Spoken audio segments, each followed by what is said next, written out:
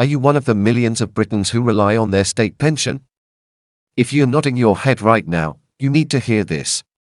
The Department for Work and Pensions has announced 3 major changes coming to the state pension this April, and these aren't small adjustments. They will impact your monthly income in ways you might not expect. These changes could mean the difference between a comfortable retirement and one filled with financial stress.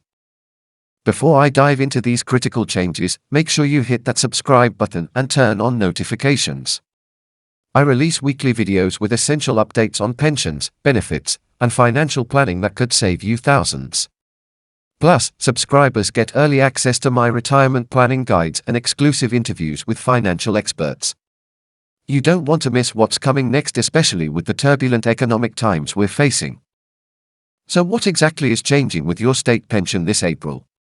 Let's break down these 3 major developments that have pensioners across the UK concerned about their financial future.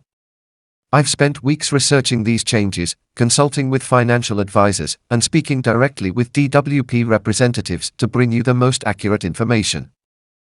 The first significant change involves the annual state pension increase.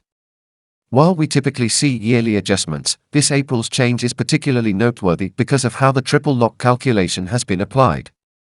The triple lock promises that pensions will rise by the highest of 3 figures: inflation, average wage growth, or 2.5%.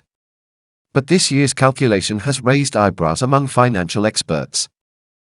Many pensioners are wondering, will I actually see a meaningful increase in my monthly payments?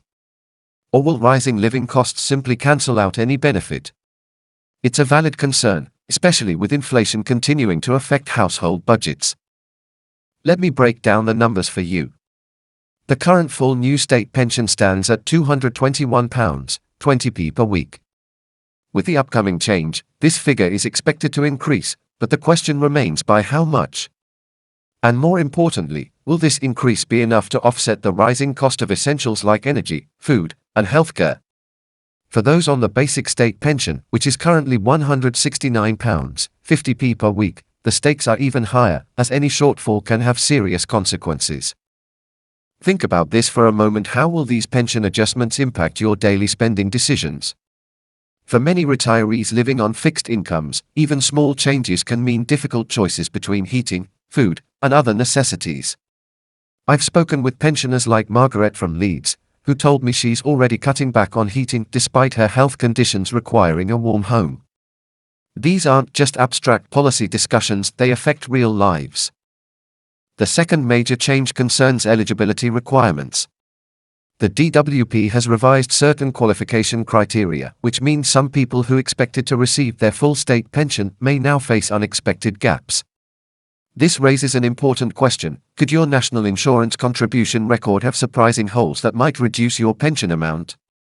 Many Britons don't realize that they may not qualify for the full amount until it's too late to make adjustments. Currently, you need 35 qualifying years of national insurance contributions to receive the full new state pension. But the definition of what constitutes a qualifying year has been subject to some adjustments. Furthermore, the rules around national insurance credits which you might receive during periods of unemployment, illness, or caring responsibilities have also seen modifications. These changes could mean that years you thought counted toward your pension actually don't. Have you checked your national insurance record recently? This simple step could prevent a nasty surprise when you reach retirement age. I'll show you exactly how to do this later in the video, including how to interpret the information you find and what actions you can take if you discover gaps. The third and perhaps most complex change involves how pension payments interact with other benefits. The DWP has adjusted several thresholds and allowances that determine how pension income affects eligibility for additional support. This has many people asking, will my pension increase actually result in a reduction of other benefits I currently receive? It's a complicated calculation that varies based on individual circumstances.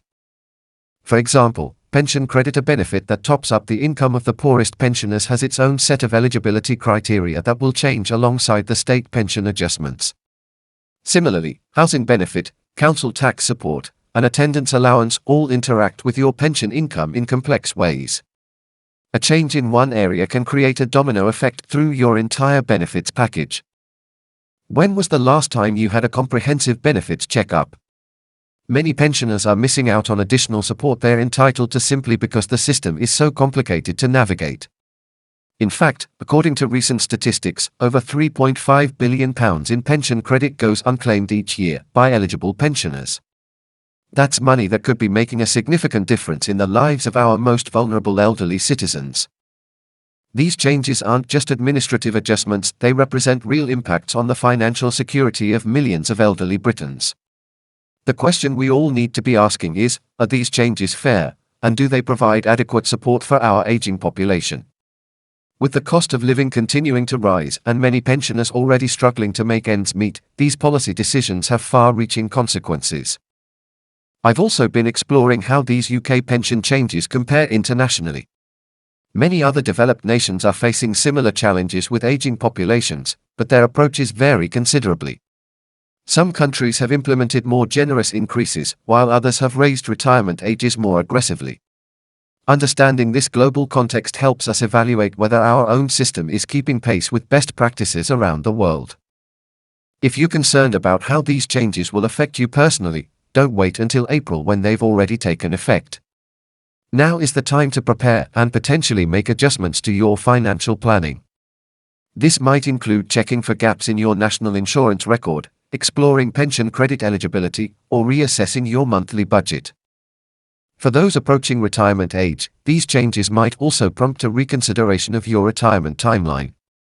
Would working an additional year or two significantly boost your pension entitlement? For others, it might mean exploring additional savings vehicles like ISAs or private pensions to supplement your state pension income. Want to understand exactly how these pension changes will impact your specific situation? Click the link in the description below to download my free state pension changes calculation sheet. This simple tool will help you determine exactly what these changes mean for your monthly income. I've also included a step-by-step guide to checking your national insurance record and a checklist of additional benefits you might be eligible for. Additionally, I'm hosting a live Q&A session next Tuesday at 7 p.m. where I'll be answering your specific questions about these pension changes. The session will include a special guest from a leading pension advisory service who can provide expert insights into navigating these new developments. Make sure you are subscribed so you don't miss the notification. And if you found this information valuable, please give this video a thumbs up and share it with someone you know who might be affected by these changes. Together, we can ensure more people are prepared for what's coming.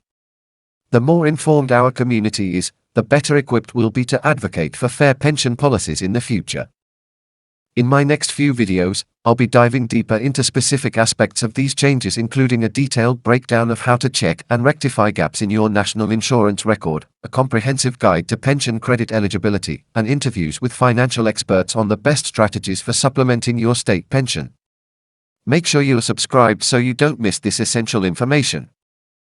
Thanks for watching, and I'll see you in the next video where we'll be discussing the little-known benefits that over 60% of pensioners are eligible for but never claim. Until then, stay informed and remember, planning ahead is your best defense against policy changes that could affect your financial security.